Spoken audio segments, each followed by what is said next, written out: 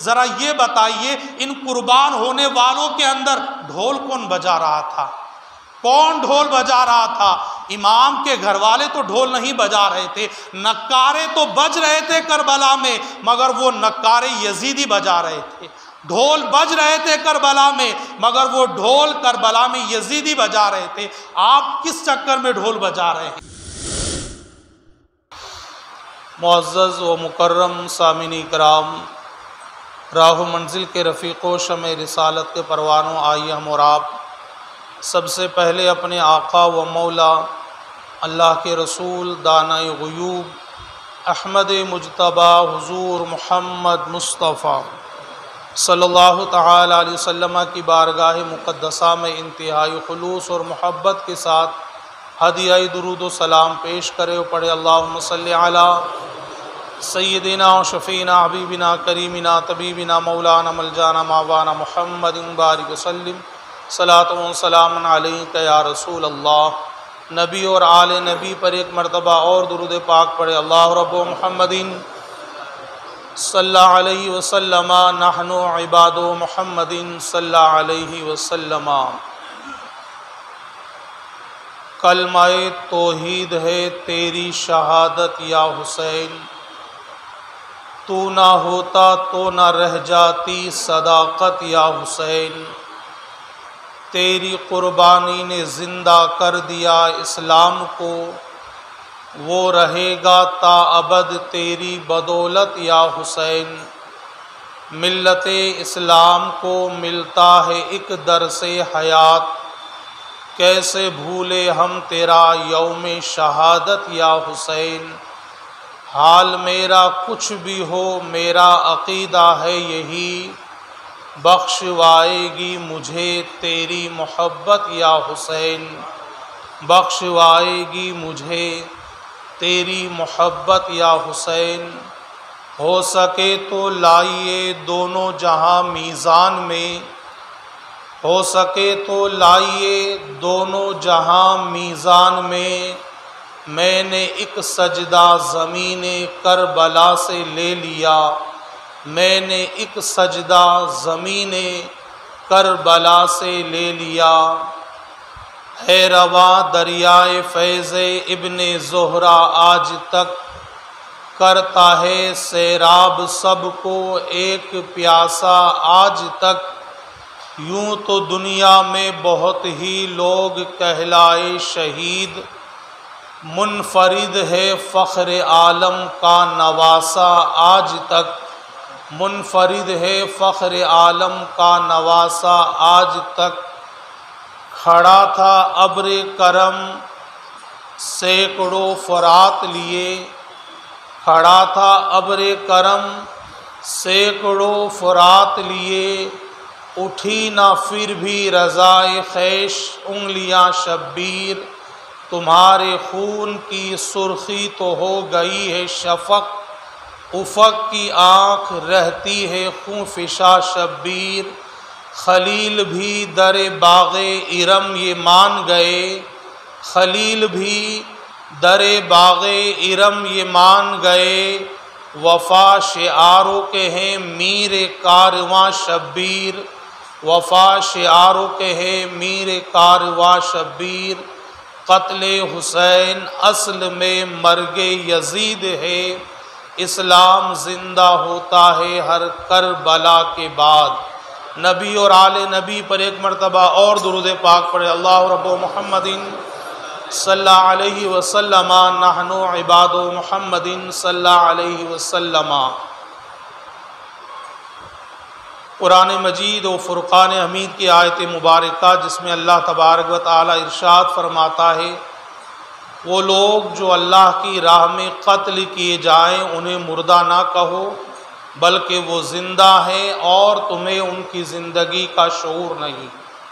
یہ آیت مبارکہ یوں تو تمام شہداء اکرام کی شہادت کی گواہی دیتی ہے، مگر آج جس ذات کا خصوصیت کے ساتھ ذکر جمیل کرنا ہے، نواسۂ رسول، جگر گوشۂ رسول، امام علی مقام حضرت امام حسین رضی اللہ تعالی عنہ کا ذکر جمیل کرنا ہے۔ اللہ کے رسول صلی اللہ تعالی علیہ وسلم کے پردہ فرمانے کے ٹھیک 50 سال کے بعد کا یہ واقعہ کربلا ہے۔ یہ 50 سال جو گزرے ہیں سرکار کے پردہ فرمانے کے بعد کے، ان 50 سال کی مختصر سی تاریخ آپ یہ سماعت کر لیں کہ سرکار کے پردہ فرمانے کے بعد 2 سال کچھ مہینہ سیدنا ابو بکر صدیق رضی اللہ تعالیٰ عنہ خلیفہ رہے۔ آپ کے بعد میں حضرت سیدنا عمر فاروق اعظم کا دور آیا، 10 سال تک آپ خلیفہ رہے۔ آپ کے بعد سیدنا عثمان ذو النورین کا دور آیا، 12 سال تک آپ خلیفہ رہے۔ آپ کے بعد میں حضرت مولائے کائنات کا دور آیا، 4 سال 8 مہینہ آپ خلیفہ رہے۔ آپ کے بعد میں سیدنا امام حسن مجتبیٰ رضی اللہ تعالی عنہ کا دور آیا، 6 مہینہ آپ خلیفہ رہے۔ تو ان 5 نفوس قدسیہ کی جو خلافت کی عمر ہے اسے اگر جوڑا جائے تو پورے 30 سال بنتے ہیں، کہ جس کے بارے میں سرکار نے پیشن گوئی فرمائی تھی کہ میرے بعد میں 30 سال تک خلافت رہے گی، خلافت راشدہ اس سے مراد ہے۔ پھر آپ نے فرمایا کہ اس کے بعد میں اسلامی مملکت، اسلامی نظام دنیا کے اندر آ جائے گا۔ تو آپ کے 30 سال کے بعد میں 20 سال تک حضرت امیر معاویہ رضی اللہ تعالیٰ عنہ یہ اسلام کے پہلے بادشاہ ہوئے اور پہلے آپ امیر بنائے گئے۔ تو 20 سال کا آپ کا یہ زمانہ، 30 سال کا وہ زمانہ اگر جوڑا جائے تو ٹھیک 50 سال کا زمانہ ہو جاتا ہے۔ اور اس کے بعد دیکھیں سن 59 ہجری کے اندر، یعنی 60 ہجری سے پہلے والا سال جو ہے، اسی سال کے رجب المرجب کے مہینے کے اندر حضرت امیر معاویہ رضی اللہ تعالیٰ عنہ کا انتقال ہو جاتا ہے۔ اور انتقال کے بعد میں یزید پلید جو ہے تخت خلافت پر بیٹھ جاتا ہے، اور جہاں جہاں پر اسلامی نظام، اسلامی مملکت ہوتی ہے وہاں خطوط بھیجتا ہے اور اپنی بیعت کے بارے میں، اپنی خلافت کے بارے میں لوگوں کو آگاہ کرتا ہے۔ ایک خط اسی طرح مدینۃ الرسول صلی اللہ تعالی علیہ وسلم بھی پہنچتا ہے کہ جہاں پر حضرت عبداللہ بن زبیر اور امام علی مقام علی جدہ وعلیہ السلام ہیں۔ آپ کے پاس جب یہ خط پہنچتا ہے تو آپ تنہائی کے اندر اس طرح کے معاملات طے کرنے کے لیے منع فرما دیتے ہیں، مگر بار بار جب زور بڑھتا ہے، بار بار حکومت کی طرف سے دباؤ بنتا ہے، تو امام علی مقام علی جدہ وعلیہ السلام سرکار روضہ اقدس کو چھوڑنے کا، مدینۃ المنورہ کو چھوڑنے کا آپ ارادہ فرماتے ہیں اور اپنے گھر والوں کو تیاری کا حکم دیتے ہیں۔ اب یہاں سے نواسہ رسول کے ساتھ کے اندر ایک قافلہ مکہ المکرمہ کی طرف روانہ ہوتا ہے۔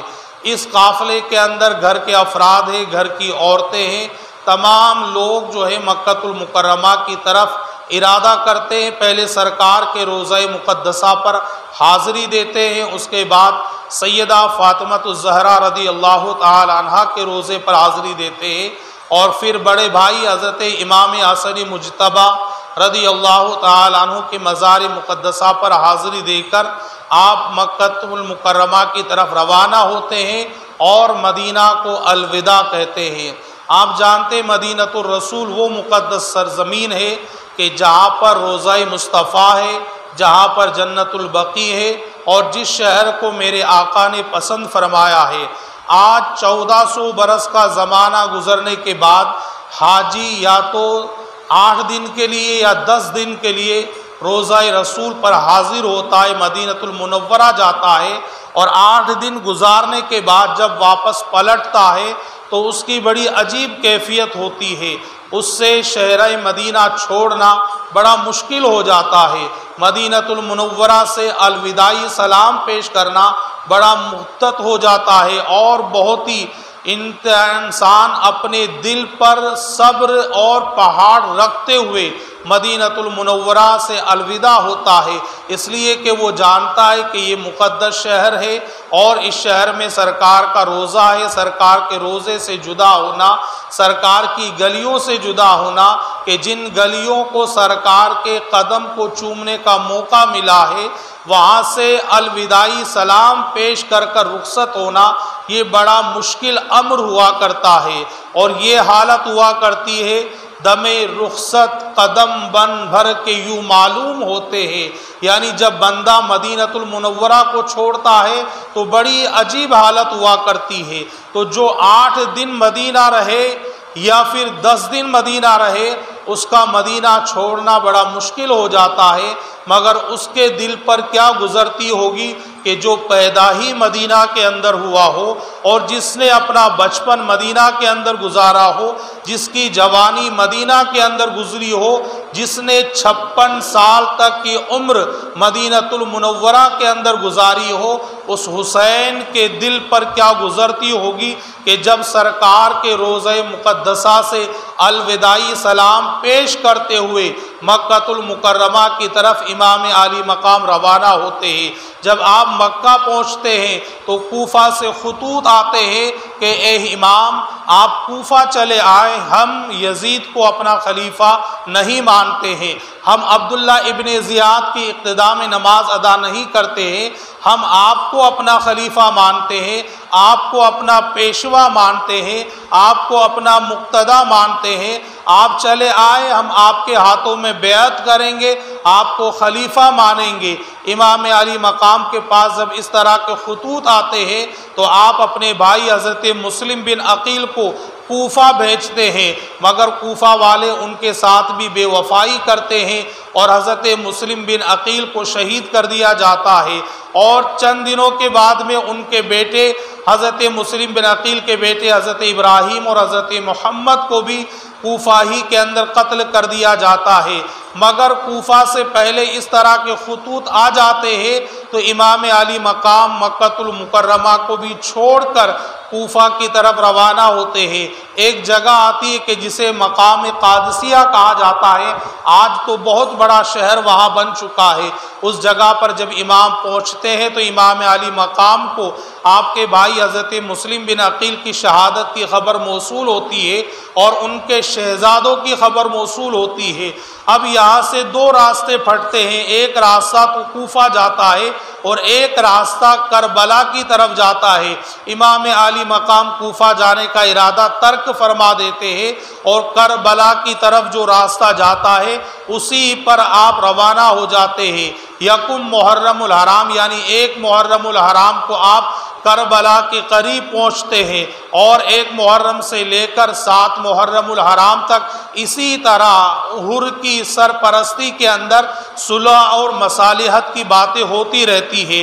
یہ حر 1000 کا لشکر جو کہ عبداللہ ابن زیاد کے حکم سے لاتا ہے، اور اب تک یہ حر جو ہے یزیدیوں کی طرف سے تھا، یزیدیوں کی طرف سے امام کو پکڑنے کے لیے آیا تھا، امام کے قتل کے ارادے سے آیا تھا، مگر 7 دن تک امام کے ساتھ میں رہتا ہے، امام کے اخلاق کو، امام کے کردار کو دیکھتا ہے، امام کے شب و روز کو دیکھتا ہے، امام کے حسب و نسب کو دیکھتا ہے، تو صرف صلح کی باتیں کرتا ہے کہ کوئی بیچ کا راستہ نکل آئے، کوئی امن کی بات نکل آ جائے۔ مگر عبداللہ ابن زیاد کی طرف سے پھر ایک اور بدبخت شمر لعین کو کوفہ سے روانہ کیا جاتا ہے اور وہ کربلا آتا ہے۔ 22,000 کا لشکر ہے کہ جس کی سپہ سالی عمر ابن سعد کرتا ہے، اور 7 محرم الحرام کو عمر سعد ایک حکم جاری کرتا ہے کہ اب ان کے اوپر پانی بند کر دیا جائے۔ 7 محرم الحرام کو اللہ کے رسول صلی اللہ تعالی علیہ وسلم کے گھر والوں پر پانی بند کر دیا جاتا ہے، پانی پر پہرا لگا دیا جاتا ہے۔ وہ دریائے فرات کہ جس کا پانی جانور پیتے ہیں، چرند پیتے، پرند پیتے ہیں، یہاں تک کہ یہود و نصارہ پیتے ہیں، مگر کسی کو منع نہیں کیا جاتا ہے۔ اگر پابندی لگتی ہے تو صرف آل مصطفیٰ کے لیے پابندی لگتی ہے کہ آل مصطفیٰ کو اس دریائے فرات سے پانی نہ دیا جائے۔ 7 محرم الحرام کے بعد میں 8 کا دن گزرتا ہے اور 9 محرم الحرام کا دن گزرتا ہے۔ آج کی رات کے اندر پھر یزیدیوں کی طرف سے نعرہ جنگ بجتا ہے اور کہتے کہ اے حسین جنگ کے لیے تیار ہو جاؤ یا یزید کی بیعت کر لو۔ امام علی مقام جناب اپنے بھائی حضرت عبداللہ حضرت عباس سے فرماتے ہیں کہ بھائی جا کر کہو کہ آج کی رات ہمیں مہلت دے تاکہ ہم اللہ کے حضور اپنی پیشانی کو جھکا دے، اللہ کے حضور اپنی پیشانی کو رکھ دے اور رات بھر عبادت و ریاضت کے اندر گزار دے۔ جناب حر یا کر یہ بات کہتے ہیں تو رات پوری جو ہے یعنی آج کی رات جو آنے والی رات ہے یہ شب عاشوراء کہلاتی ہے۔ رات کے اندر امام علی مقام اور آپ کے گھر والے رات کی تاریکی کے اندر اللہ کے حضور اپنی پیشانی کو جھکاتے ہیں، عبادت و ریاضت کرتے، قرآن کی تلاوت کرتے ہیں، پوری رات اسی طرح گزرتی ہے۔ تو آج کی شب عاشوراء جو ہے وہ ڈھول تاشے بنشاندنی کی شب نہیں ہے بلکہ عبادت و ریاضت کرنے کی شب ہے، اللہ کو راضی کرنے والی شب ہے۔ غور کریں آپ کے امام علی مقام اور آپ کے گھر والے اس رات کے اندر اللہ کے حضور اپنی پیشانی کو جھکا رہے ہیں، اللہ کو راضی کرنے والا عمل کرتے ہیں۔ ہاں ڈھول تو بجتے ہیں مگر یزیدی خیمے کے اندر بجتے ہیں، یزیدی لشکر نقارے بجاتا ہے اور انہی کے پاس یہ معاملات ہوا کرتے ہیں۔ رات عبادت کے اندر گزرتی ہے اور 10 محرم الحرام کا دن آتا ہے اور 10 محرم الحرام یوم عاشوراء جو کہلاتا ہے، سورج کی ضیابہ کرنیں جس طرح روزانہ پڑتی ہے اسی طرح آج بھی کرب و بلا کے ذرات پر وہی سورج کی ضیابہ کرنیں پڑتی ہے۔ امام علی مقام کی کرب و بلا کے اندر کئی کرامتیں نظر آتی ہے۔ امام علی مقام کے سامنے ایک یزیدی آ کر کہتا ہے کہ اے حسین دیکھو یہ دریائے فرات کیسی موجیں مار رہا ہے مگر اس میں سے تمہیں کچھ بھی نہیں دیا جائے گا، کچھ بھی پانی نہیں دیا جائے گا۔ امام علی مقام اللہ کے حضور دعا کرتے ہیں یا الہ العالمین اس ظالم انسان کو جو ہمیں پانی کا تانا دیتا ہے مولا قدیر اسے پیاس کی تڑپ سے دنیا سے نیست و نابود فرما دے۔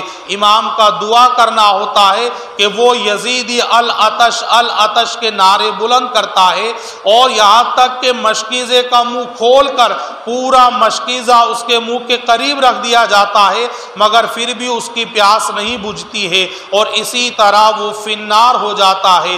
امام علی مقام کرب و بلا کے اندر صبر و رضا کے پیکر بنتے ہیں اور امام علی مقام کی شان دے کے کسی نے کیا ہی خوب کہا ہے کہ آج کرب و بلا کے اندر جہاں پر نمرودی تیور یزیدیوں کے نظر آ رہے تھے وہی موسیٰ علیہ السلام کی موسیٰ علیہ السلام کے معجزات میں سے ایک معجزہ بن کر امام علی مقام نظر آتے ہیں اور جہاں پر شداد کا ظلم بھی ہے کرب و بلا کے اندر یزیدی خیمے کی طرف سے نظر آتا ہے تو وہیں پر حضرت عیسیٰ علیہ السلام کا جمال بھی مصطفیٰ جان رحمت صلی اللہ تعالی علیہ وسلم کے نواسے کی شکل کے اندر کرب و بلا کے اندر نظر آتا ہے۔ حضرت ایوب علیہ السلام کا صبر بھی کرب و بلا کے اندر نظر آتا ہے۔ حضرت زکریا علیہ السلام کی آہ و بقا بھی کرب و بلا کے اندر حسین کی شکل کے اندر نظر آتی ہے۔ حضرت ابراہیم علیہ السلام کا خلیل پن بھی کرب و بلا کے اندر مصطفیٰ جان رحمت کے نواسے کی شکل کے اندر نظر آتا ہے اور دوسری طرف یزیدیوں کے اندر جو درندگی دنیا کے جتنے ظلم و ستم ہوتے ہیں وہ سارے ظلم و ستم کرب و بلا کے اندر نظر آتے ہیں۔ امام علی مقام علی جدی علیہ السلام سے یزیدیوں کا ایک مطالبہ ہوتا ہے اور وہ مطالبہ یہ ہوتا ہے کہ اے حسین حسین یزید کو اپنا خلیفہ مان لو، یزید کے ہاتھوں کے اندر اپنا ہاتھ دے دو، یزید کی ہاں میں ہاں ملا دو۔ امام علی مقام منع فرماتے ہیں اس لیے کہ میرا جیسا انسان کسی بھی ظالم آدمی کو اپنا خلیفہ ہرگز نہیں مان سکتا ہے، میرا جیسا انسان کسی بھی فاجر اور فاسق انسان کو اپنا خلیفہ ہرگز تسلیم نہیں کر سکتا ہے۔ امام علی مقام علی جدی وعلیہ السلام منع فرماتے ہیں تو عمر سعد پہلا تیر چلا کر سارے یزیدیوں کو گواہ بناتا ہے اور کہتا دیکھو کوفہ کے اندر جا کر عبداللہ ابن زیاد کے دربار میں گواہی دینا کہ یزیدیوں کی طرف سے پہلا تیر چلانے والا عمر سعد ہے۔ مگر یہاں نصیبے کا معاملہ دیکھے، یہ عمر سعد جو یزیدیوں کی طرف سے تیر چلا رہا ہے یہ بیٹے کا مقدر ہے، مگر باپ کا نصیبہ دیکھے صحابی رسول حضرت سعد بن ابی وقاص رضی اللہ تعالیٰ عنہ ہے کہ جو صحابی رسول ہے اور کافروں کی طرف سے آنے والے ہر تیر کا مقابلہ کرتے ہیں، ڈھال بن کر مصطفیٰ کی بارگاہ میں کھڑے رہتے ہیں، تو یہ باپ کا نصیبہ ہے۔ مگر بدبختی دیکھے بیٹے کے نصیبے کی کہ بیٹا آج انہی کی طرف تیر چلا رہا ہے کہ جن کی طرف کے تیر کبھی باپ روکا کرتے تھے، پہلا تیر چلا کر اپنی شقہ دلی کا وہ ثبوت دیتا ہے۔ امام علی مقام فرماتے یہ کیا چاہتے ہیں؟ حضرت عباس کہتے کہ بھائی ان کا جنگ کا ارادہ ہے۔ امام علی مقام کے کئی بھائی جو ہے آپ کے یہاں پر ساتھ کے اندر تھے، ایک کا نام حضرت ابو بکر بن علی ہے، ایک کا نام عمر بن علی ہے، ایک کا نام عثمان بن علی ہے، اور اس طرح کئی جانثار آپ کے ساتھ کے اندر ہے، جس میں سے حضرت عبداللہ کلبی ہے، ایک حضرت ظہیر ہے، ایک حضرت مسلم بن اوسجا ہے۔ جب صفے درست ہوتی ہے اور نکارائے جنگ بجتا ہے تو اس کے بعد ایک شخص ہے کہ جن کا نام حر ہے، اپنے آپ کانپتے ہوئے نظر آتے ہیں، تھر تھراتے ہوئے نظر آتے ہیں، یزیدیوں کی صفوں کے اندر کھڑے ہوتے ہیں۔ ایک یزیدی کہتا ہے کہ اے حر اگر مجھ سے کوئی معلوم کرے کہ کوفہ کے اندر سب سے بڑا بہادر کون ہے تو میں تیرا نام لیتا، مگر آج تیرے اندر یہ کپ کپی کیسی ہے، یہ کانپنا پن تھر تھرانا پن کیسا ہے، تو کانپ کیوں رہا ہے؟ تو حر جواب دیتا کہ اس لیے کہ اب تک جتنی میں نے جنگیں کی تھی ان جنگوں کے اندر میں اسلام کی طرف سے تھا، سامنے عیسائی تھے، ایک طرف میں اسلام کی طرف سے تھا، سامنے یہودی تھے، ایک طرف میں اسلام کی طرف سے تھا، سامنے مجوسی اور مشرکین تھے، مگر آج میری عجیب حالت ہے، میں آج ایک طرف جنت کو دیکھ رہا ہوں اور ایک طرف جہنم کو دیکھ رہا ہوں، اور میں کبھی نہیں چاہوں گا کہ میرے ہاتھوں سے جنت چلی جائے۔ تو کہا کہ جنت اور جہنم کا کیا معاملہ ہے؟ تو حور کہتے کیا تمہیں نظر نہیں آتا کہ یہ سامنے والے کون ہے کہ جو 72 نفوس قدسیہ ہے؟ کیا تم نے حسین بن علی کے مقام کو نہیں سمجھا ہے کہ یہ حسین بن علی کون ہے؟ کیا ان کے بارے میں سرکار نے نہیں فرمایا حسین منی وانا من الحسین، حسین مجھ سے ہے میں حسین سے ہوں، حسین کا دوست میرا دوست ہے؟ کیا تم نے حدیث کے اندر نہیں سنا ہے کہ سرکار حسین کو اپنے دوش مبارک پر بٹھا کر مدینہ کی گلیوں کے اندر گھمایا کرتے تھے؟ کیا تم دیکھتے نہیں کہ سرکار نے ان کی پیشانی کا بوسہ لیا ہے؟ کیا تم دیکھتے نہیں سرکار نے ان کے ہونٹوں کو چوما ہے؟ کیا تم دیکھتے نہیں سرکار نے ان کے حلقوم کا بوسہ لیا ہے؟ ارے یہ حسین بن علی ہے کہ جن کے لیے سرکار نے اپنے سجدے کو لمبا کر دیا ہے، ارے یہ حسین بن علی ہے جن کے لیے سرکار نے خطبے کو بند کر دیا ہے، ارے یہ حسین بن علی ہے جن کے لیے سرکار نے حالت رکوع کے اندر اپنے پاؤں کو چوڑا فرما دیا ہے۔ کیا تم نے نہیں دیکھا سرکار نے انہی کے لیے تو فرمایا تھا الحسن والحسین سیدہ شباب اہل الجنہ، کہ حسن اور حسین جو ہے وہ جنتی نوجوانوں کے سردار ہے، تو جو جنتی نوجوانوں کا سردار ہے اسی طرف ہی تو جنت ہوگی۔ تو تو میں ایک طرف حسین کی طرف جنت کو دیکھ رہا ہوں اور یزیدیوں کی طرف جہنم کو دیکھ رہا ہوں، میں نہیں چاہتا کہ میرے ہاتھوں سے جنت چلی جائے۔ اسی وقت حر اپنے گھوڑے کو ایڑی لگاتا ہے اور یزیدیوں کی صفوں سے نکل کر حسین کی بارگاہ میں آتا ہے اور آنے کے بعد عرض کرتا ہے کہ اے امام، کیا میری خطائیں معاف ہو سکتی ہے، میری غلطی معاف ہو سکتی ہے؟ میری وجہ سے آپ پر یہ مصیبتیں آئی ہے، ایک محرم الحرام سے لے کر آج تک میں نے آپ کا راستہ روکا ہے، میری وجہ سے آپ کو اس چٹیل میدان کے اندر رکنا پڑا ہے، میری وجہ سے آپ پر پانی بند کیا گیا ہے، اے حسین کیا میری خطائیں معاف ہو سکتی ہے؟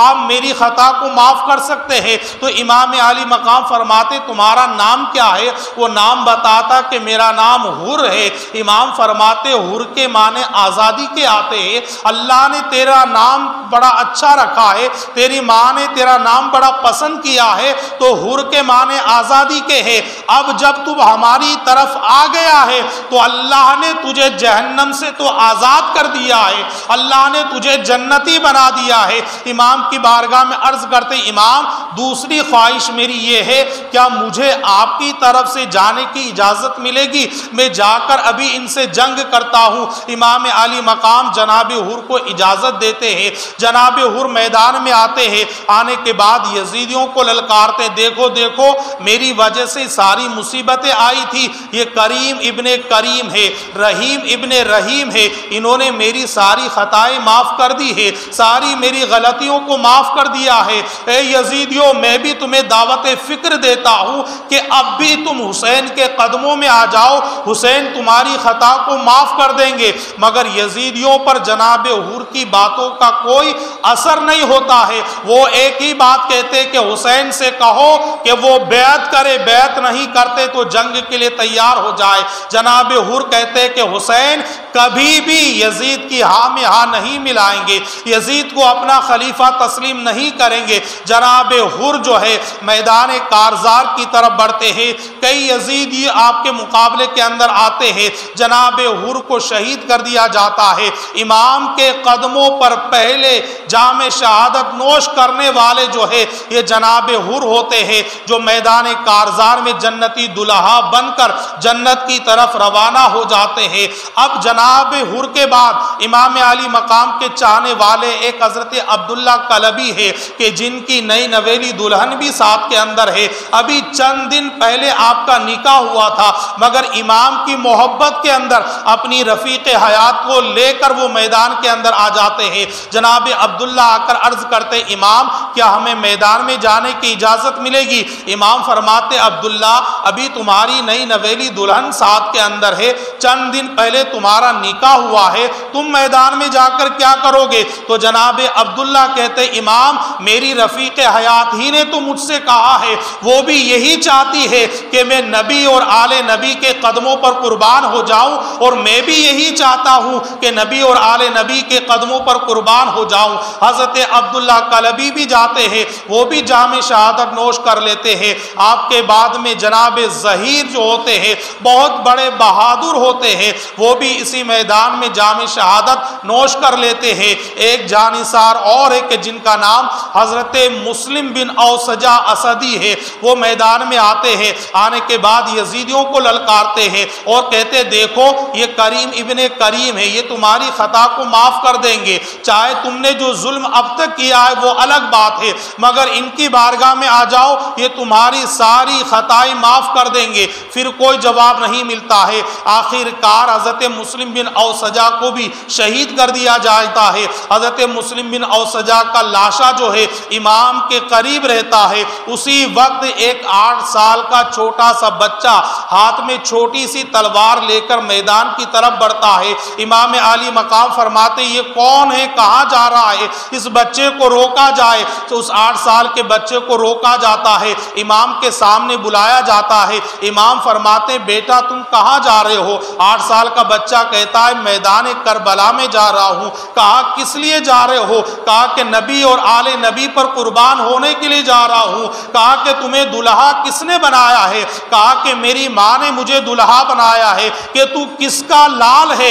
امام کی بات سن کر بچہ کہتا ہے اے امام میں بتا دوں میں کس کا لال ہوں؟ امام فرماتے ہاں ہاں بتا تو کس کا لال ہے؟ تو بچہ جواب دیتا ہے کہ جس کی لاش آپ کے قدموں پر پڑی ہے، میں مسلم بن اوسجہ اسدی کا بچہ ہوں، اور میرے باپ کی لاش تڑپ تڑپ کر مجھ سے کہہ رہی ہے بیٹا جس نواسہ رسول کے قدموں پر تیرا باپ قربان ہو چکا ہے اسی کے قدموں پر تو بھی قربان ہو جا۔ اللہ اکبر کبیرہ۔ ایک 8 سال کے بچے کے جذبات کو دیکھے اور ارمانوں کو دیکھے، امام فرماتے کہ اس بچے کو روکا جائے۔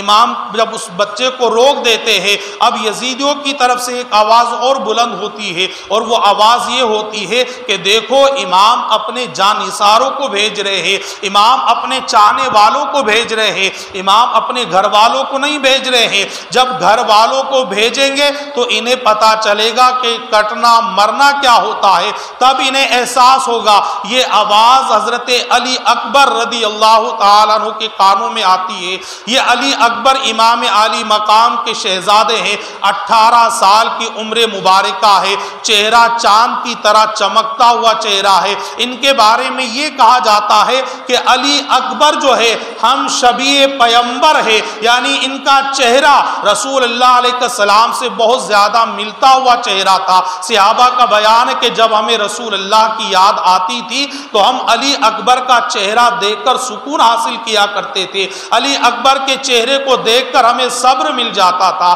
آج وہی 18 برس کا علی اکبر جو ہے اپنے باپ کے سامنے آتا ہے، آنے کے بعد عرض کرتا ہے اے ابا حضور آپ ہمیں میدان میں جانے کی اجازت دے۔ آپ دیکھیں وہ بیٹا کہ آج تک جس نے جو طلب کیا تھا، جو مانگا تھا، بیٹے کو وہ چیز عطا کر دی گئی تھی، آج وہی بیٹا کیا مانگ رہا ہے، کس چیز کی اجازت طلب کر رہا ہے؟ میدان میں جانے کی اجازت طلب کرتے ہیں علی اکبر۔ امام علی مقام منع فرماتے بیٹا سامنے کٹنے کی باری ہے، سامنے کٹے ہوئے سر نظر آتے ہیں، سامنے کٹے ہوئے بازو نظر آتے ہیں، تم کہاں جانے کا ارادہ رکھتے ہو؟ حضرت علی اکبر عرض کرتے ہیں کہ ان یزیدیوں کا طعنہ سنا نہیں جاتا ہے، آپ ہمیں اجازت دے۔ امام علی مقام 18 برس کے نوجوان اپنے سگے بیٹے کو اجازت عطا فرماتے ہیں۔ حضرت علی اکبر اجازت لے کر میدان میں آتے ہیں۔ یزیدیوں کا خود کا بیان ہے کہ جب جناب علی اکبر میدان میں آئے تھے تو اس وقت کربلا کا ذرہ ذرہ چمک اٹھا تھا، آپس میں سارے لوگ کہہ رہے تھے کہ یہ کون ہے؟ تو جواب ملا تھا کہ یہ حسین کا بڑا بیٹا ہے کہ جس کا نام علی اکبر ہے اور علی کا پوتا ہے، فاتح خیبر کا پوتا ہے۔ تو یزیدیوں کا بیان ہے کہ چاند کی طرح چمکتا ہوا چہرہ ہم نے علی اکبر کا دیکھا تھا۔ علی اکبر نے آتے ہی ہمیں للکارا تھا کہ ہے کوئی میرا مقابلہ کرنے والا، ہے کوئی میرے مد مقابل کے اندر آنے والا۔ حضرت علی اکبر کے مقابلے کے اندر بڑے بڑے عراق اور ایران کے پہلوان آتے ہیں۔ حضرت علی اکبر کے جو مولا کائنات کے پوتا ہے چند منٹ کے اندر ان لوگوں کو نیست و نابود کر دیتے ہیں، صفوں کی صفیں درہم برہم کر دیتے ہیں، اور امام علی مقام کا یہ نور نظر صفوں کو کاٹتا ہوا امام کی بارگاہ میں آ کر عرض کرتا ہے اے ابا حضور العطش العطش، پیاس کا غلبہ ہے، پیاس کا غلبہ ہے، اگر چند قطرے پانی کے مل جاتے تو میں ابھی ان لوگوں کو بتا دیتا، مگر آپ دیکھیں امام کے پاس بھی کہاں تھا، دریائے فرات پر تو پہرا لگا ہوا تھا۔ امام علی مقام ایسا جواب عطا فرماتے ہیں کہ علی اکبر مطمئن ہو جاتے ہیں۔ امام علی مقام فرماتے بیٹا اکبر اب تمہیں دنیاوی پانی پینا نصیب نہیں ہوگا، اب تو تمہیں مصطفیٰ کے ہاتھوں سے جام کوثر پینا نصیب ہوگا۔ یہ بات سنتے ہیں حضرت علی اکبر پھر گھوڑے کو ایڑی لگاتے ہیں اور میدان کے اندر آتے ہیں۔ جناب علی اکبر کو چاروں طرف سے گھیر لیا جاتا ہے، گھیرنے کے بعد تیروں کی بوچھار ہوتی ہے۔ حضرت علی اکبر کے سینے پر کئی تیر آ کر لگتے ہیں، کئی نیزے کے وار حضرت علی اکبر کے جسم پر ہوتے ہیں، کئی تلواروں کے وار ہوتے ہیں۔ حضرت علی اکبر گھوڑے سے زمین پر گرتے ہیں اور اپنے ابا کو آواز لگاتے ہیں یا اباہ ادرکنی، یا اباہ ادرکنی، اے ابا حضور میری خبر لیجئے۔ امام علی مقام دوڑتے ہوئے کربلا کے اندر آتے ہیں، آنے کے بعد اپنے 18 برس کے نوجوان بیٹے کو خون کے اندر لت پت دیکھتے ہیں، تیروں سے چھلنی دیکھتے ہیں، تلواروں سے جسم کٹا ہوا دیکھتے ہیں۔ بیٹے کی نظر باپ سے ملتی ہے، اسی وقت حضرت علی اکبر جام شہادت نوش کر لیتے ہیں، انا للہ و انا الیہ راجعون، اور جنتی دلہا بن کر امام علی مقام کا یہ نور نظر جنت کی طرف روانہ ہو جاتا ہے۔ امام علی مقام اپنے 18 برس کے نوجوان بیٹے کا لاشا اٹھاتے ہیں۔ کس لیے لاشا اٹھاتے ہیں؟ صرف عظمت اسلام کے لیے، اسلام کی حفاظت کے لیے، اسلام کی بقا کے لیے۔ امام علی مقام 56 سال کی عمر میں 18 برس کے نوجوان بیٹے کا لاشا اٹھا کر اپنے خیمے کے قریب لاتے ہیں اور لا کر لاشے کو رکھ دیتے ہیں۔ امام کی نگاہ کے سامنے پھر ایک بھتیجا ہے کہ جو حضرت امام حسن مجتبی کی آخری نشانی ہے، نام جناب قاسم ہے، عمر ان کی 19 سال ہے۔ تاریخ میں آتا ہے کہ ان کا رشتہ یعنی بات جو ہے امام علی مقام کی شہزادی سے ہو چکی تھی۔ جناب قاسم آتے ہیں، آنے کے بعد عرض کرتے ہیں، اے چچا جان آپ ہمیں میدان میں جانے کی اجازت دے، ہم بھی میدان کے اندر جا کر جام شہادت نوش کرنا چاہتے ہیں۔ امام علی مقام منع فرماتے ہیں، اے قاسم تم ہمارے بھائی حسن کی آخری نشانی ہو، ہم تمہیں کس بات کی اجازت دے۔ امام علی مقام منع فرماتے تھے تو جناب قاسم اپنی پھوپھی سیدہ زینب کی بارگاہ میں جاتے ہیں اور جا کر کہتے پھوپھی جان علی اکبر کو تو چچا نے اجازت دے دی ہے، ہمیں اجازت کیوں نہیں دیتے؟ اپنے بازو پر بندھا ہوا تعویذ کھول کر امام کی بارگاہ میں پیش کرتے ہیں اور اس تعویذ پر یہ لکھا ہوتا ہے، اے میرے بیٹے قاسم ایک وقت ایسا آئے گا، ایک زمانہ ایسا آئے گا کہ جب میرے بھائی کی دنیا دشمن ہو جائے گی، زمین بھی دشمن ہو جائے گی، آسمان بھی دشمن ہوگا، یعنی لوگ بہت زیادہ دشمن ہو جائیں گے، تو بیٹا قاسم اس وقت اپنی جان کو میرے بھائی کے قدموں پر قربان کر دینا، یہ تمہاری زندگی کا آخری مرحلہ ہوگا۔ یہ خط امام کی بارگاہ میں پیش کرتے ہیں تو امام علی مقام اشک بہاتے ہوئے اپنے 19 سال کے بھتیجے جناب قاسم کو اجازت عطا فرماتے ہیں۔ جناب قاسم میدان کے اندر آتے ہیں، آنے کے بعد یزیدیوں کو للکارتے ہیں کہ ہے کوئی میرا مقابلہ کرنے والا؟ یہ قاسم بہت بڑے بہادر ہے۔ عمر ابن سعد کی نظر اپنے لشکری پر پڑتی ہے اور کہتا کہ اس کے مقابلے کے اندر کون جائے گا؟ ایک ارزق نامی پہلوان جو بہت بڑا بہادر پہلوان ہے، عراق کا بہت بڑا بہادر پہلوان ہے، اس کی بہادری کا یہ حال ہوتا ہے کہ 1000 لوگوں کے مقابلے کے اندر تنہا جاتا تھا، یعنی 1000 لوگوں کا مقابلہ تنہا کیا کرتا تھا۔ اتنا بڑا بہادر پہلوان کہ جس کا نام ارزق ہے۔ عمر سعد کہتا ہے اے ارزق اس کے مقابلے کے اندر جا اور اس نوجوان کا سر کاٹ کر لے کر آ۔ ارزق کہتا کہ میرا جیسا بہادر انسان اس نوجوان کے مقابلے کے اندر جائے گا تو لوگ تانا دیں گے کہ ایک نوجوان کے مقابلے کے اندر عراق کا اتنا بڑا بہادر چلا گیا تو میری توہین ہو جائے گی۔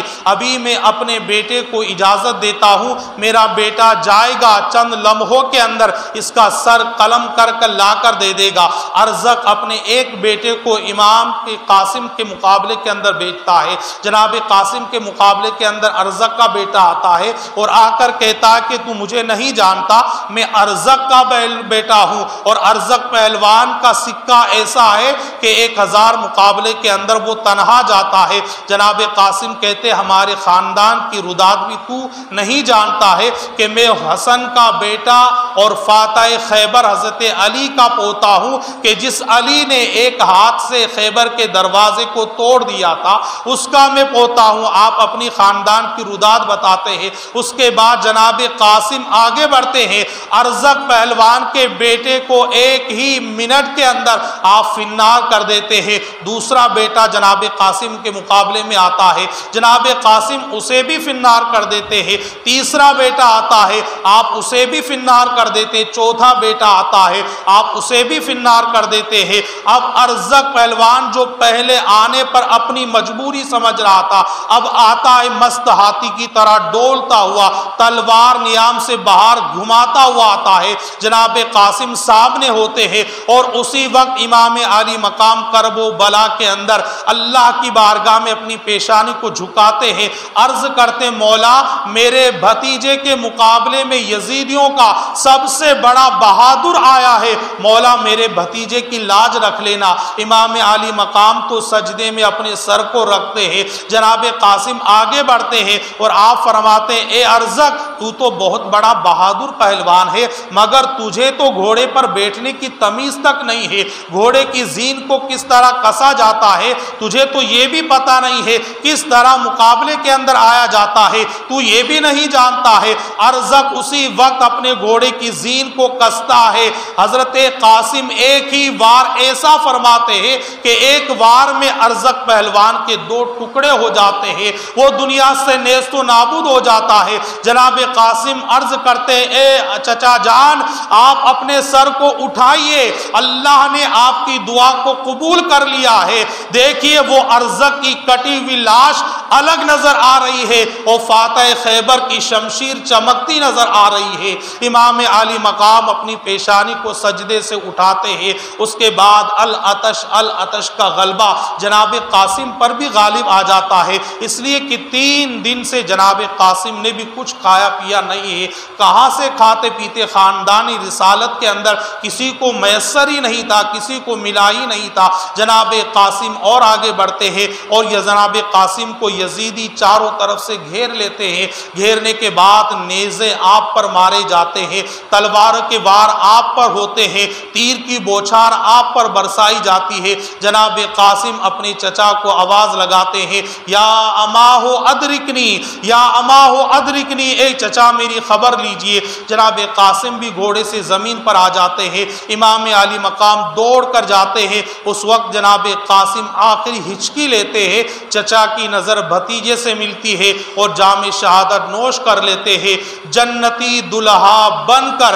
جناب قاسم جنت کی طرف روانہ ہو جاتے ہیں۔ انا للہ و انا الیہ راجعون۔ امام عالی مقام اپنے 19 سال کے بھتیجے کا لاشا بھی اٹھاتے ہیں، کس لیے؟ عظمت اسلام کے لیے، اسلام کے تحفظ کے لیے، اسلام کی بقا کے لیے جناب قاسم کا لاشا اٹھا کر قریب لاتے ہیں۔ حضرت ام رباب یہ امام علی مقام کی بیوی ہے، اپنی گود کے اندر ایک 6 ماہ کا بیٹا ہے کہ جن کا نام حضرت علی اصغر ہے۔ یہ علی اصغر جن کی عمر صرف 6 مہینے کی ہے، آپ بولنا بھی نہیں جانتے، لوگوں کو پہچانتے بھی نہیں، صرف آپ رونے کی زبان جانتے ہیں۔ حضرت ام رباب سیدہ زینب کی گود کے اندر حضرت علی اصغر کو دیتی ہے اور دینے کے بعد کہتی کہ اے زینب اپنے بھائی سے کہو کہ ان یزیدیوں سے حضرت علی اصغر کے لیے پانی طلب کر لے۔ امام علی مقام کی گود کے اندر حضرت علی اصغر آتے ہیں، علی اصغر کو لے کر امام علی مقام میدان میں آتے ہیں اور آ کر کہتے ہیں اے یزیدیوں یہ دیکھو یہ میرا سب سے چھوٹا بیٹا ہے، اس کا نام علی اصغر ہے، یہ 6 مہینے کا ہے، یہ بولنا بھی نہیں جانتا، یہ تمہیں پہچانتا بھی نہیں ہے، اور میں وعدہ کرتا ہوں کہ تم میرے اس بیٹے کے حلقوم کے اندر چند پانی قطرے کے ڈال دو، میں وعدہ کرتا ہوں قیامت کے روز مصطفیٰ کے ہاتھوں سے تمہیں جام کوثر ضرور پلاؤں گا۔ اس بات کا اثر بھی یزیدیوں پر کچھ بھی نہیں ہوتا ہے، بلکہ ہرملا نامی بدبخت جو ہے زہر میں بجھا ہوا ایک ایسا تیر چلاتا ہے جو حضرت علی اصغر کے حلقوم کو چھیدتا ہوا امام کے بازو میں پیوست ہو جاتا ہے اور ایک خون کا فوارہ نکلتا ہے۔ حضرت علی اصغر آخری ہچکی لیتے ہیں اور امام کے سامنے جام شہادت نوش کر لیتے ہیں۔ امام علی مقام اپنے 6 ماہ کے بچے کا لاشا لے کر اپنے خیمے کے قریب آتے ہیں اور آنے کے بعد سیدہ زینب کو پکارتے ہیں اے زینب دیکھ اللہ نے تیرے گھر کی سب سے چھوٹی قربانی کو بھی قبول فرما لیا۔ درود پاک پڑھے اللہم صلی علی سیدنا شفیعنا حبیبنا کریمنا طبیبنا مولانا ملجانا مولانا محمد بارک وسلم صلاۃ و سلام علیک یا رسول اللہ۔ امام علی مقام 6 ماہ کے علی اصغر کی قربانی کو بھی قبول کر رہے ہیں۔ صرف اسلام کے آئین کو کوئی توڑے نہ، اسلام کے قانون کی کوئی دھجیاں نہ اڑائے، اسلام کے قانون کا کوئی مذاق نہ اڑائے، کوئی فاسق فاجر منبر رسول اور محراب رسول پر نہ بیٹھے۔ امام علی مقام صرف اسی لیے اپنے پورے کنبے کی قربانی پیش کرتے ہیں۔ سیدہ زینب امام علی مقام کی سگی بہن، 2 بیٹے سیدہ زینب کے ہیں، اون و محمد ان کا نام ہے۔ دونوں بیٹوں کو لے کر سیدہ زینب امام کی بارگاہ میں حاضر ہوتی ہے، عرض کرتی کہ بھائی سرکار کی زبان سے سنا ہے کہ صدقہ جو ہے مصیبتوں کو ٹال دیتا ہے، اس سے زیادہ مصیبت تو ہم پر کبھی نہیں آئے گی۔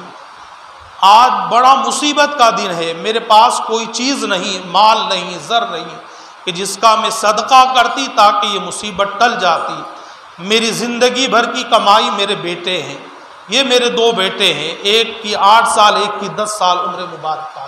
سیدہ زینب کہتی میری زندگی بھر کی یہی کمائی ہے، اور میں حسین اس کمائی کو صدقے کی شکل کے میں تمہارے اوپر قربان کرتی ہوں تاکہ اللہ تبارک و تعالی اس مصیبت کو دور کر دے۔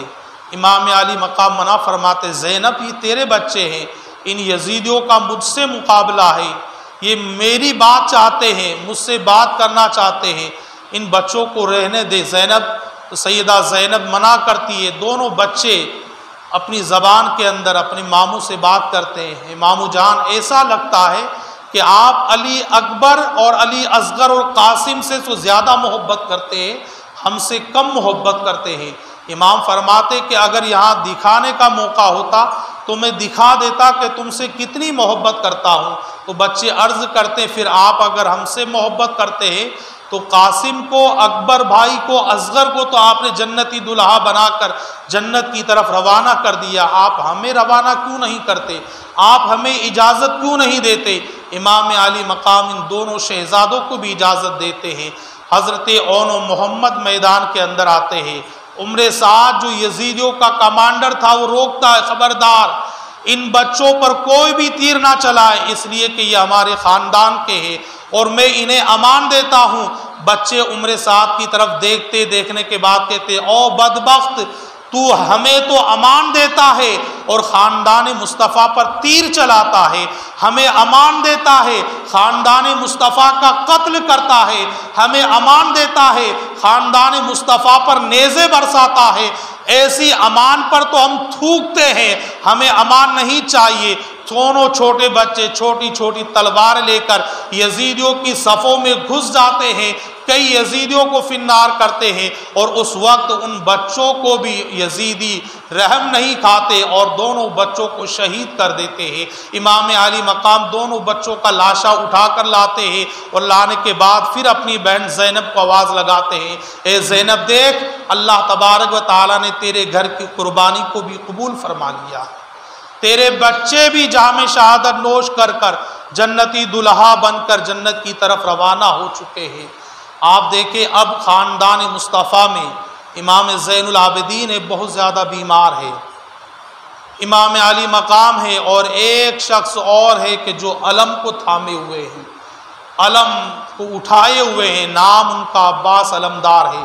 سیدہ سکینہ امام علی مقام کی شہزادی آتی ہے، آنے کے بعد عرض کرتی ہے کہ اے چچا عباس، یہ سامنے دریائے فرات کیسی موجیں مار رہا ہے، دریائے فرات کا پانی سب پی رہے، ہمیں دریائے فرات کا پانی کیوں نہیں دیا جاتا، ہمیں دریائے فرات کا پانی کیوں نہیں پلایا جاتا؟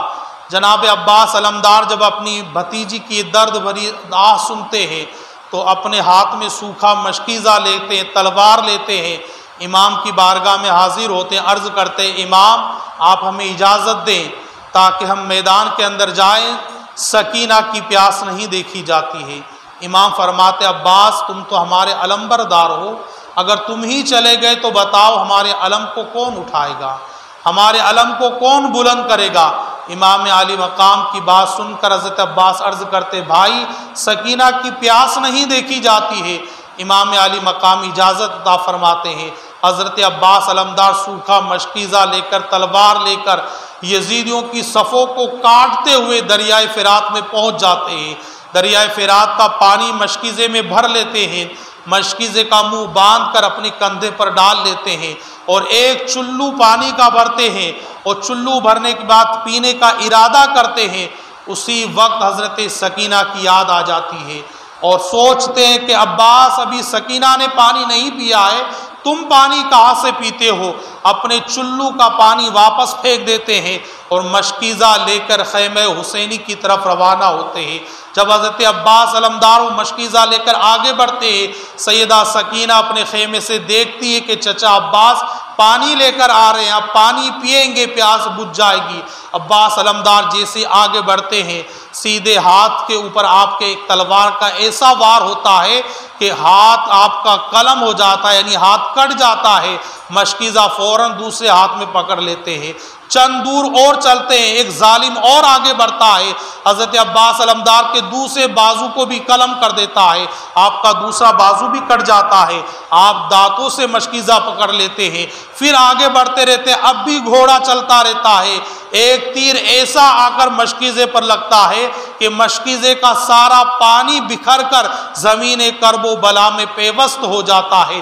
امام عالی مقام کے بھائی حضرت عباس کے اوپر ایک نیزہ سینے پر آ کر لگتا ہے، اس نیزے کی تاب نہ لا کر حضرت عباس علمدار گھوڑے سے زمین پر آتے ہیں اور اس آواز لگاتے ہیں، یا اخاہ ادرکنی، یا اخاہ ادرکنی، اے میرے بھائی میری خبر لیجئے، اے میرے بھائی میری خبر لیجئے۔ امام علی مقام دوڑ کر آتے ہیں، آنے کے بعد حضرت عباس علمدار کے لاشے کو اپنی گود کے اندر رکھتے ہیں۔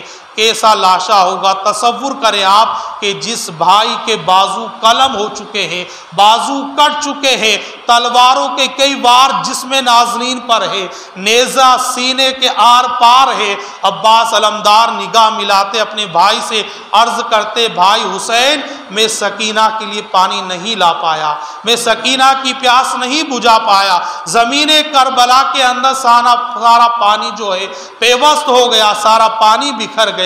امام علی مقام کی گود ہی کے اندر حضرت عباس علمدار جام شہادت نوش فرما لیتے ہیں، جنتی دلہا بن کر حضرت عباس جنت کی طرف روانہ ہو جاتے ہیں۔ انا للہ و انا الیہ راجعون۔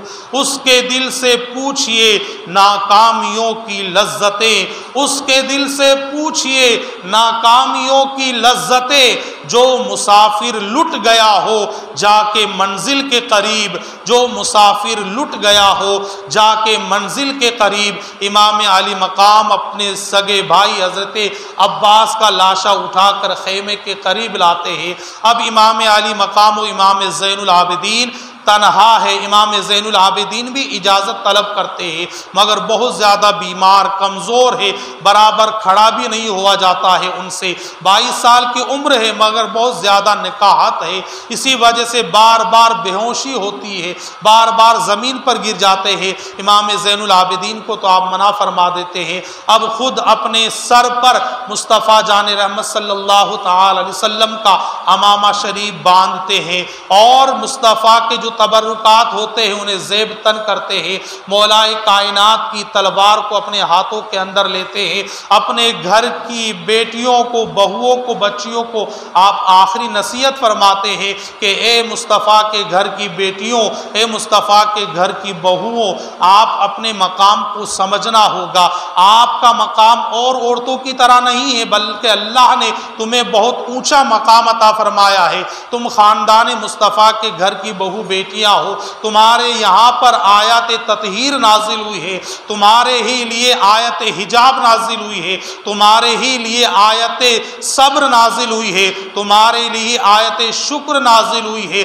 ہر حال کے اندر پردے کا اہتمام کرنا، ہر حال کے اندر صبر کرنا، چاہے کیسی مصیبتیں تم پر آ کر ٹوٹ پڑے مگر اسلام کے قانون کو کبھی فراموش مت کرنا، اسلام کے قانون کے خلاف کبھی ورزی نہ کرنا، عظمت اسلام کو سمجھتے رہنا، قرآن کی تلاوت کرتے رہنا، نمازوں کی پابندی کرنا۔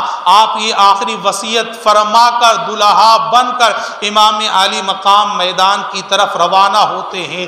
فاطمہ کے لاڈلے کا آخری دیدار ہے، فاطمہ کے لاڈلے کا آخری دیدار ہے۔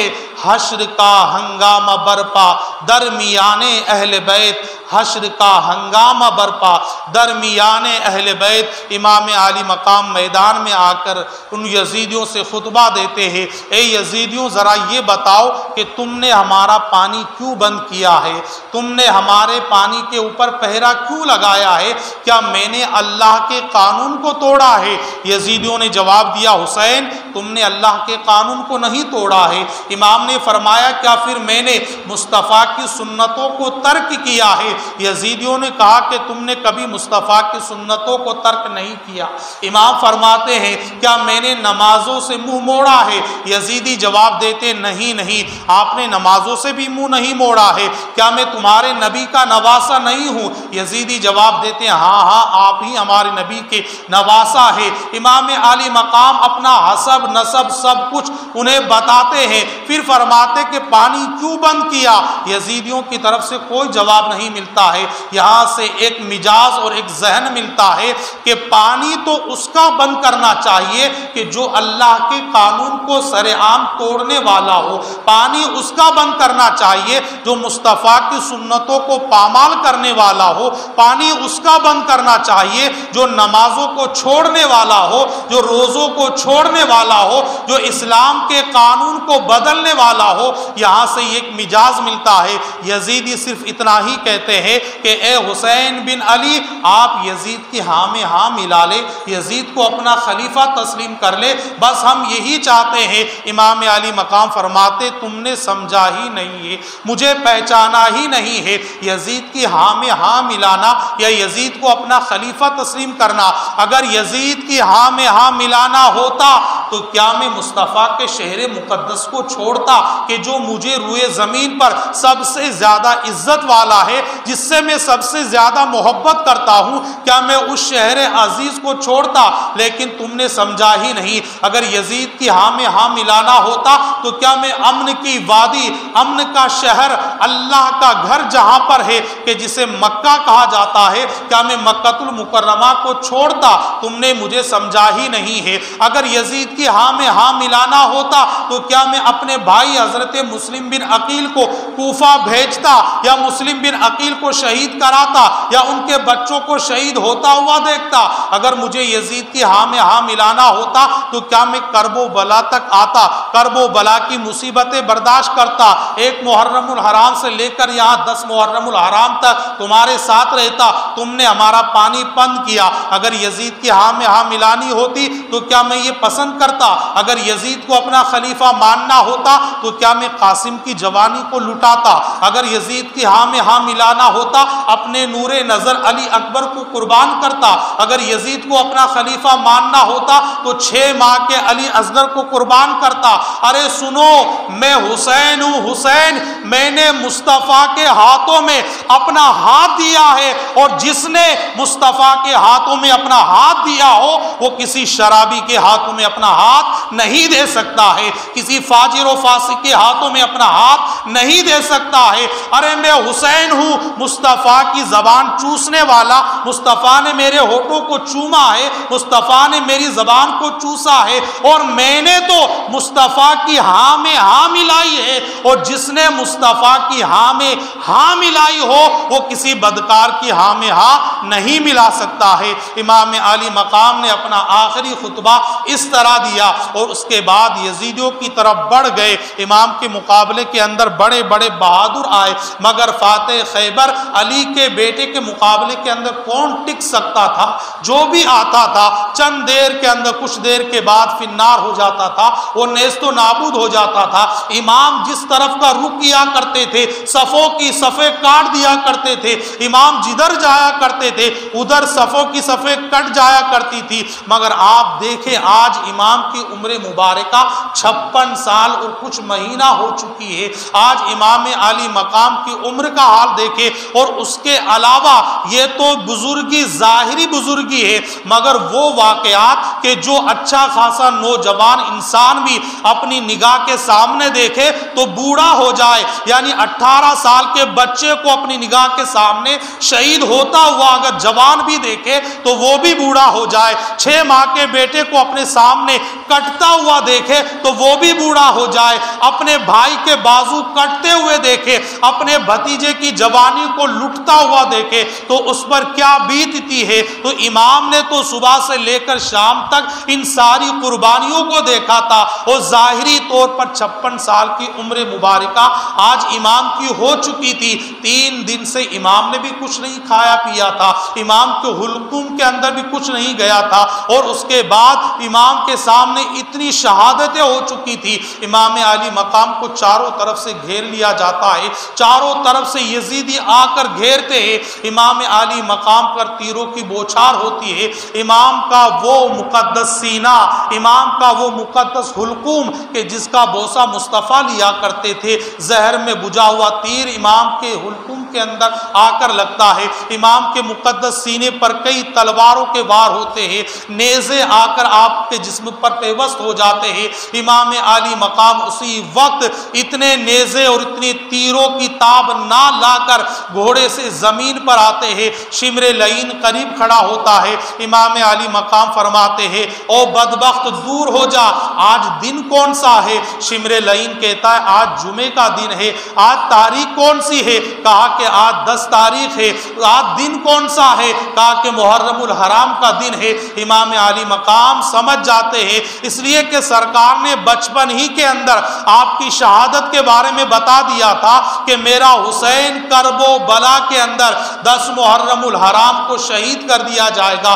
امام عالی مقام فرماتے یہ وقت کون سا ہے؟ کہا کہ جمعہ کی نماز کا وقت ہے۔ امام عالی مقام کہتے شمر لعین دور ہو تاکہ اللہ کے حضور میں اپنی پیشانی کو جھکا لوں، اپنے سر کو اللہ کی بارگاہ میں رکھ لوں۔ امام عالی مقام اس وقت اپنے سر کو کرب و بلا کے تپتے ہوئے ریگستان کے اندر رکھتے ہیں، آخری سجدہ امام کربلا میں ادا کرتے ہیں۔ اسی وقت شمر لعین ہاتھ میں تلوار لے کر امام عالی مقام کے سر مبارکہ کو آپ کے جسم سے جدا کر دیتا ہے اور سر کو نیزے کی نوک پر بلند کرتا ہے۔ امام عالی مقام جام شہادت نوش کر لیتے ہیں۔ نازوں کا پالا ہوا حسین کربلا میں شہید کر دیا جاتا ہے، مصطفیٰ کی آنکھوں کا تارا حسین کربلا میں شہید کر دیا جاتا ہے، فاطمہ الزہرا کا نور نظر حسین کربلا میں شہید کر دیا جاتا ہے، حسن کی آنکھوں کا تارا حسین کربلا میں شہید کر دیا جاتا ہے، زینب کا بھائی حسین کربلا میں شہید کر دیا جاتا ہے۔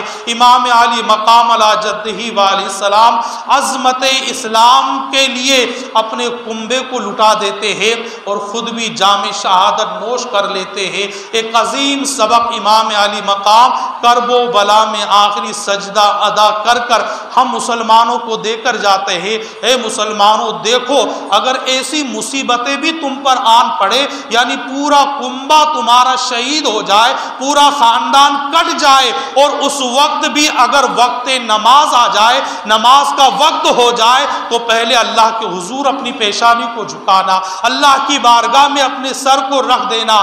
ہم مسلمان ہیں، اللہ نے ہمیں مسلمان بنایا ہے، نبی کے کلمہ پڑھنے والے ہیں، حسین اعظم کی محبت کا دم بھرنے والے ہیں۔ ذرا غور کرے کہ ہم کیسی کیسی خوشی کے موقع پر اپنی نمازوں کو گول کر دیا کرتے ہیں، نمازوں کو ترک کر دیا کرتے ہیں۔ مصیبت کے وقت تو الگ بات ہے، 5 وقت کا نمازی بھی جو ہے میت گھر کے اندر ہوتی ہے تو نمازوں کو چھوڑ دیتا ہے، مگر ہم مسلمان ہونے کے باوجود بھی گھر کے اندر شادی ہوتی ہے تو 3 دن شادی کی خوشی ہوتی ہے، 3 دن تک ہم نمازوں کو گول کر دیتے ہیں، نمازوں کو چھوڑ دیتے ہیں، میت کا بہانہ بنا کر نماز چھوڑ دیتے ہیں۔ ہمیں سوچنا چاہیے کہ امام سے زیادہ مصیبتیں تو ہماری مصیبتیں نہیں ہیں۔ ہیں۔ امام سے زیادہ پریشانیاں تو ہماری پریشانی نہیں ہے، پھر ہم اس مقدس بارگاہ میں اپنی پیشانی جھکانے سے کیوں رک جائے کہ جہاں پر دنیا و مافیہا سے زیادہ اللہ تبارک و تعالی ہمیں نعمتیں عطا فرماتا ہے۔ ساری خوشیاں، ساری نعمتیں اللہ کے حضور جھکنے سے ملا کرتی ہے۔ ایک میسج تو یہ ہے، اور دوسرا میسج جس کا جواب آپ خود اپنی زبان کے اندر اپنے دل پر ہاتھ رکھ کر اپنے آپ سوچ لینا کہ آپ کیا کرتے ہیں۔ امام عالی مقام کے گھر والے تو قربانی دے رہے تھے، کبھی قاسم قربان ہو رہے تھے، کبھی علی اکبر قربان ہو رہے تھے، کبھی علی اصغر قربان ہو رہے تھے، کبھی جو ہے جناب حر قربان ہو رہے تھے، کبھی عباس علمدار قربان ہو رہے تھے، کبھی امام علی مقام قربان ہو رہے تھے۔ ذرا یہ بتائیے ان قربان ہونے والوں کے اندر ڈھول کون بجا رہا تھا؟ کون ڈھول بجا رہا تھا؟ امام کے گھر والے تو ڈھول نہیں بجا رہے تھے، نکارے تو بج رہے تھے کربلا میں، مگر وہ نکارے یزیدی بجا رہے تھے۔ ڈھول بج رہے تھے کربلا میں، مگر وہ ڈھول کربلا میں یزیدی بجا رہے تھے۔ آپ کس چکر میں ڈھول بجا رہے ہیں؟ اور خود آپ جانتے ہیں کہ ڈھول بجانا گناہ ہے، آپ کا خود کا فیصلہ ہے، آپ کا خود کا فتویٰ ہے۔ اگر ڈھول بجانا ثواب ہوتا تو ذرا یہ بتائیے، جب ڈھول بجاتے رہتے ہیں آپ، اذان ہوتی ہے تو ڈھول بند کیوں کرتے ہیں؟ آپ خود جانتے ہیں کہ اذان کا سننا ثواب ہے، اذان عبادت ہے، ڈھول بجانا گناہ ہے۔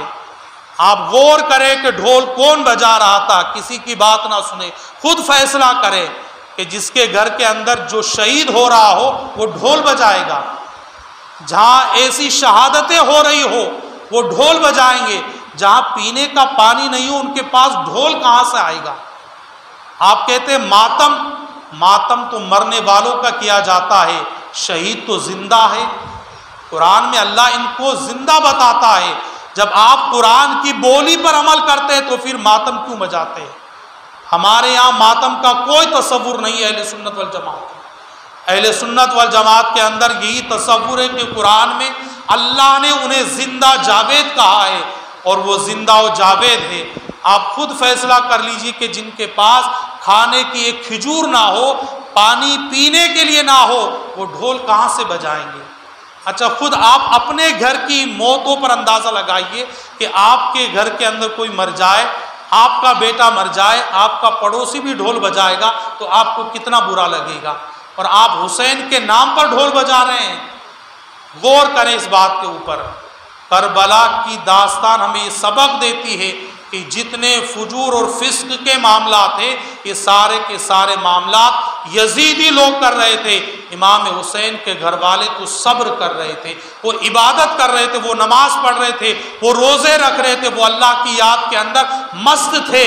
تو اگر ہم صحیح معنوں کے اندر حسینی ہیں تو ہمیں حسین اعظم کی ان باتوں پر عمل کرنا ہوگا، ورنہ آپ خود سوچ لیجئے کہ یہ کام کن کا ہے، ہم کیا کر رہے ہیں، ہمارے باپ دادا کیا کرتے آئے، اسے چھوڑیے، آپ داستان کربلا پڑھیے نا، داستان کربلا کے اندر کیا لکھا ہوا ہے، اور ایک بھی کتاب کے اندر آپ بتا دیجئے کہ جہاں یہ سارے لوگ شہید ہو رہے تھے اور ادھر نکارے بج رہے ہو۔ ہمارا ذہن ہی قبول نہیں کرتا، اتنا ہی سمجھدار انسان، ہر سمجھدار انسان یہی کہے گا کہ ایسا ہو ہی نہیں سکتا ہے۔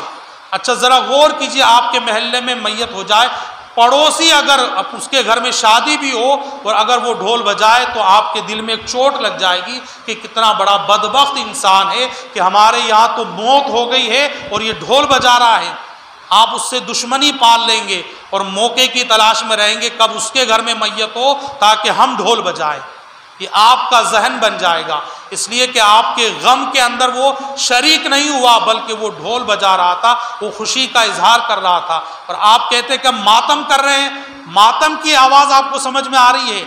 ڈھول ڈھم ڈھم ڈھم جو کر رہا ہے آپ سمجھ رہے ہیں یہ ماتم ہے؟ ارے انسان کی آواز تو آپ کے سمجھ میں نہیں آ رہی ہے، ڈھول کی آواز کہاں سے سمجھ میں آ رہی ہے آپ کے؟ سوچئے نا، آپ جو انسان بول رہا ہے، جو آپ کو سمجھایا جا رہا ہے، یہ انسان کی آواز تو آپ کے سمجھ میں آ ہی نہیں رہی ہے، اور ایک ڈھول کی آواز آپ کے سمجھ میں آ رہی ہے کہ یہ ماتم کیسے ہو سکتا ہے؟ یہ ماتم نہیں ہو سکتا ہے، بلکہ یہ کربلا والوں کو ناراض کرنے والا عمل ہے۔ فیصلہ آپ کے ہاتھ کے اندر ہے، آپ جو چاہیں وہ کریں۔ مولا قدیر کی بارگاہ میں یہی دعا ہے کہ اللہ تبارک و تعالی ہمیں اور آپ کو ان تمام باتوں پر عمل کرنے کی توفیق رفیق عطا فرمائے۔ وآخر دعوانا الحمد للہ رب العالمین۔